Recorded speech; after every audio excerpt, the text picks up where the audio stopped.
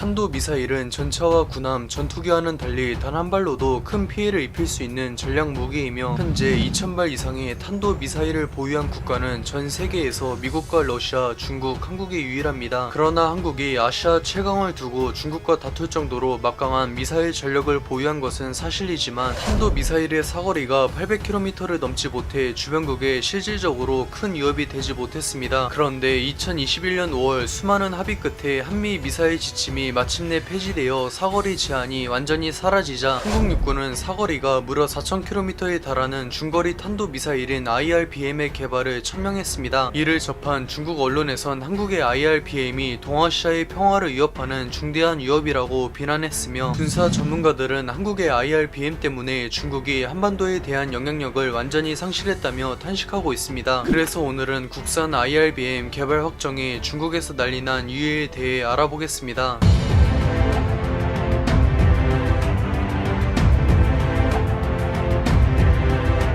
수많은 테러와 군사 도발을 자행해 전 세계의 안보를 위협하는 북한을 미국이 응징하지 못하는 이유는 북한이 지구 반대편에 있는 미 본토를 타격하는 것이 가능한 대륙간 탄도미사일을 다수 보유했기 때문입니다. 북한은 1990년대에 발생한 최악의 경제난인 고난의 행군 이후 아프리카보다 가난한 최빈국으로 몰락했으며 북한군 또한 육해 공군 모두 평양에 주둔하는 일부 부대를 제외하면 훈련 한번 못해본 오합지졸들 뿐입니다. 북한 육군은 4000대에 달하는 전차를 보유했지만 실제 운용이 가능한 것은 500대도 되지 않으며 70년 전 한국 전쟁 때 생산한 군함과 전투기를 아직도 운용하는 해군과 공군은 말할 것도 없습니다. 한때 이라크나 리비아에도 카다피나 사담 후세인처럼 김씨 일가에 버금가는 독재자들이 존재했지만 이들은 민주주의를 수호한다는 서방의 군사 개입으로 전부 쓸려나가 공식적인 독재 국가는 북한이 유일합니다. 이런 상황에서 북한에게 미사일은 서방의 군사적 개입을 억제해 현 체제를 유지할 수 있는 유일한 희망이며 중국은 북한이라는 방파제를 한미연합군에 넘겨줄 수 없기 때문에 자국의 미사일 기술까지 지원했습니다. 그러나 미사일 지침이 폐지되어 한국이 중국 전역을 타격할 국산 IRBM의 개발에 나서면서 한반도를 시작으로 미국을 몰아내고 동아시아의 패권을 차지한다는 중국의 전략은 무용지물이 되었습니다. 그동안 중국이 동남아와는 급이 다른 지역 강국인 한국에게 사드 보복 사태와 같은 횡포를 부릴 수 있었던 것은 한국이 세계 6위의 군사 강국이지만